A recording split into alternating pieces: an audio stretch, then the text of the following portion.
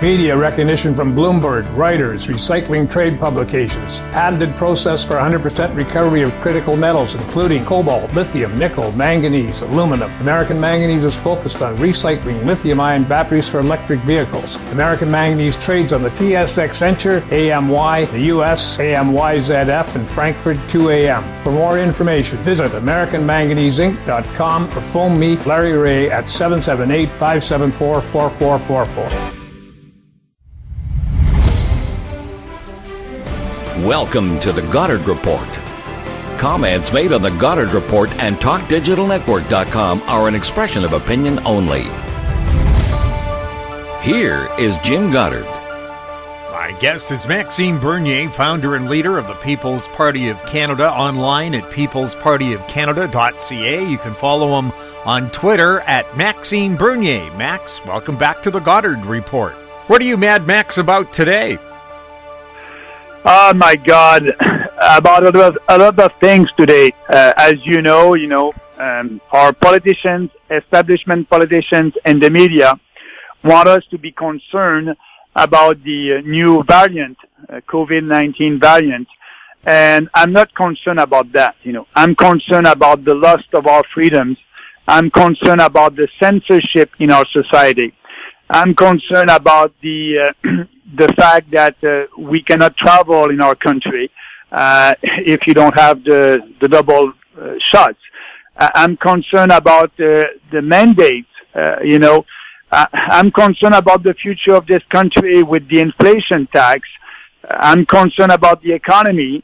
I'm concerned because Canadians are losing their purchasing power. I'm concerned with these huge deficit in Ottawa. So, yes, I'm concerned about that. And we at the PPC have solutions for all these challenges that we have in our society now. Who is paying Prime Minister Trudeau to bankrupt Canada, or is he just bad with money, period? I believe, Jim, that is very bad with money. For him, he never worked. Just a little bit, as you know, he was a teacher and drama teacher. But he had money from his dad, and his dad had money from his granddad, from his dad also.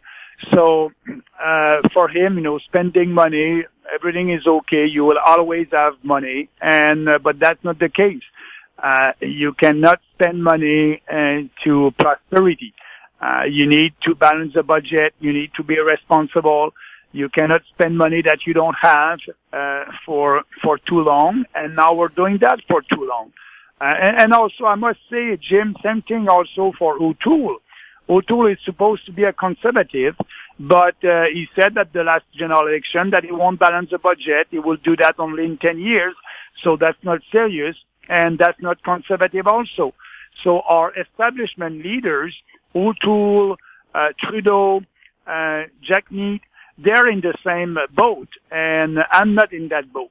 I believe that, money is not falling from the sky, and you must work hard, keep your money.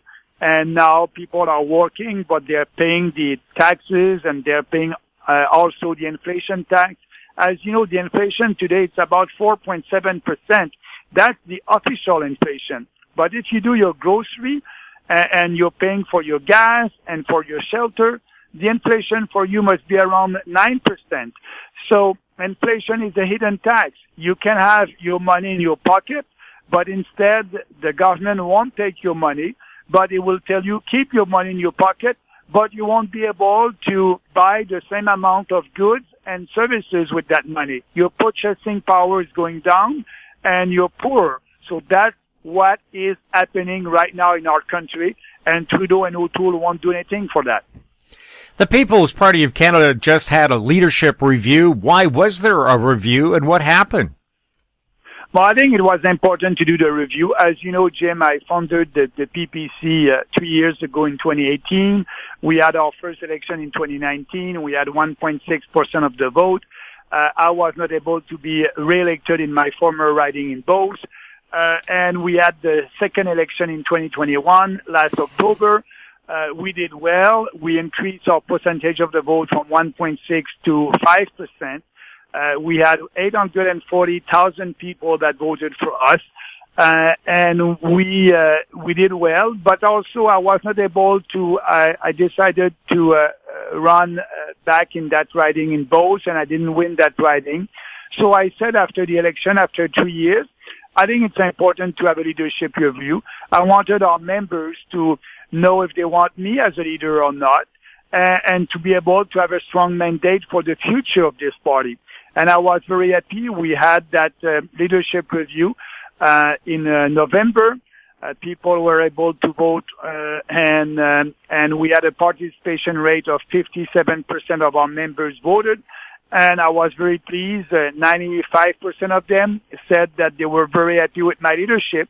So now this party is united. We have a strong mandate, and we will build this party for the next general election.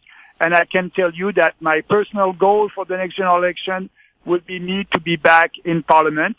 And I may not run in Beauce. I know that our party is very popular in Western Canada, and I may move there to live there and to be elected there.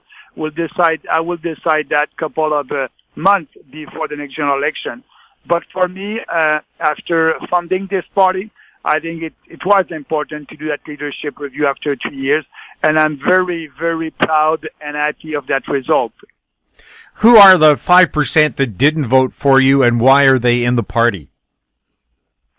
But, it's democracy. Everybody cannot agree with everything that the leader is doing, but it's okay,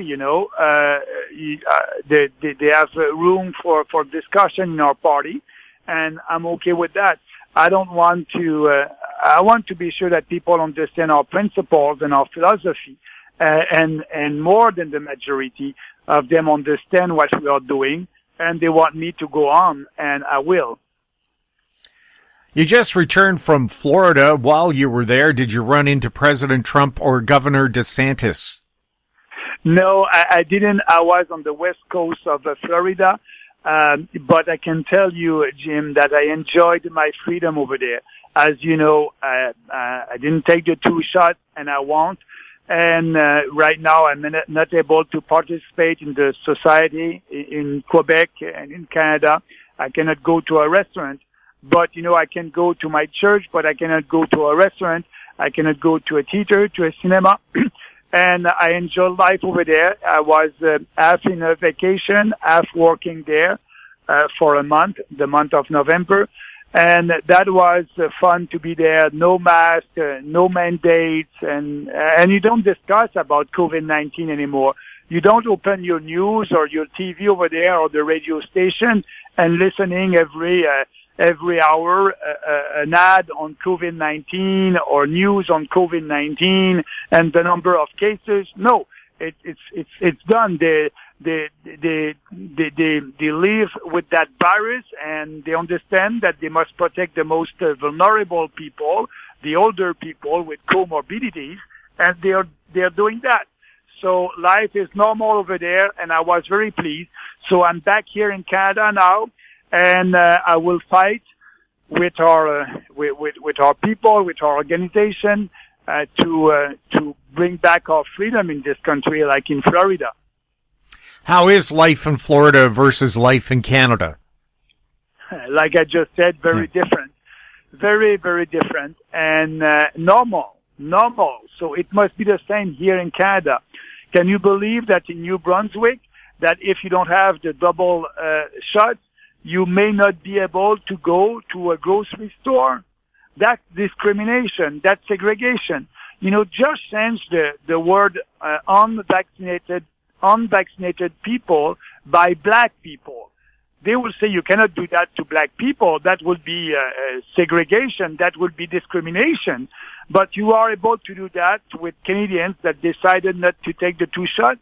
They cannot go to a plane. They cannot go in a plane. They cannot go to a restaurant. They cannot go. Why? I think our society must be open to respect the choices of other people. And right now, with the fear and the propaganda, that's not happening. And I'm working hard to change the public opinion, to have more people that must understand that it's not living in a free and democratic society when you have draconian measures like that against a part of a tiny minority of the society. It can be unvaccinated people, it can be black people, it can be Jewish people. That's the same. Now it's discrimination against unvaccinated people, and vaccinated people must not tolerate that. And my goal is to have more and more people on our side.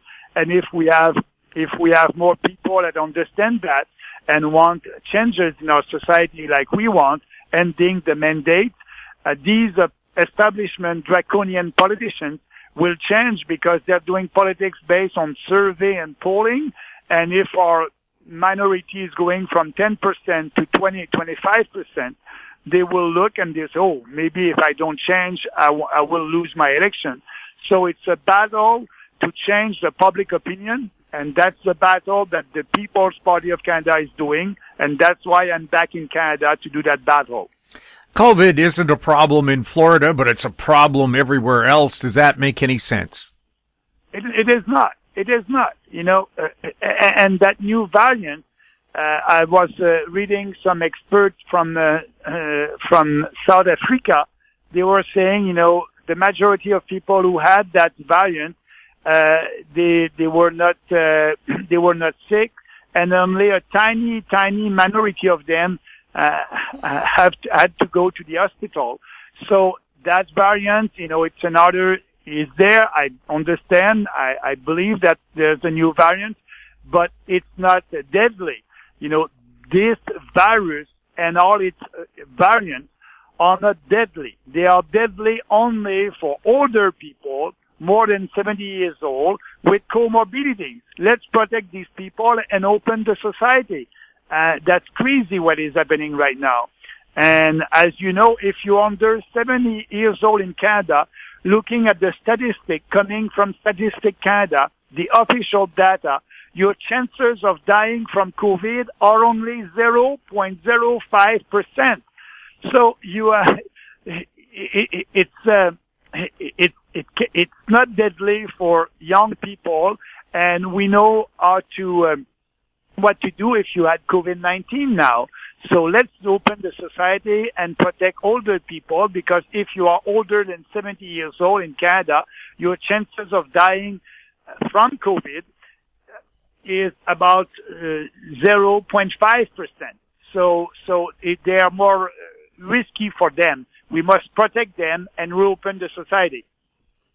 How can we stop the push for totalitarian rule in Canada? Yeah, all these totalitarian rules are illegal, unconstitutional, and some organizations are doing the fight in from the court, like the Justice Center for Constitutional Freedom, and they're doing a good job. But we'll have the final decision that will have to go up to the Supreme Court of Canada, and we may have a decision about all these draconian measures and the unconstitutionality of these measures only in 3 or 4 years. So that's why we need to do the battle to change the public opinion. And I'm not alone to do that. We have a lot of our people across the country that believe in the same values and are fighting with us. We'll have more with Maxime Bernier right after this. Don't miss out. Stay informed. Receive the HowStreet.com weekly recap with thought-provoking podcasts, radio, and articles delivered to your inbox. Sign up for the HowStreet.com weekly recap on our homepage at HowStreet.com. Welcome back. We're speaking with Maxime Bernier. The BC NDP government is now going to charge for freedom of information requests. Is that a very undemocratic move? Yeah, first of all, it's important to know what the government is doing and to have more details about the government action. And I believe that it must be free. But I'm not surprised. I'm not surprised about that. It's another step just to discourage people to do a request and to know a little bit more about our government. We have the federal Liberals pushing internet censorship with bills C-10 and Bill 36. Are those, again, undemocratic moves? Yes, they are. That was part of the last general election. What they want to do, they want to impose more censorship on social media. And I can tell you that we are against that bill. We believe in freedom of speech everywhere, on social media, everywhere. So with these bill, the impact will be, if you say something that a person won't like, that person will be able to do a complaint, and you may be censored on your own social media. So, that's not free speech anymore.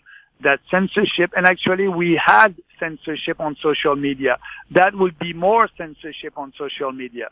And so, we believe in freedom. The 4 principles of our party are individual freedom, personal responsibility, respect, and fairness.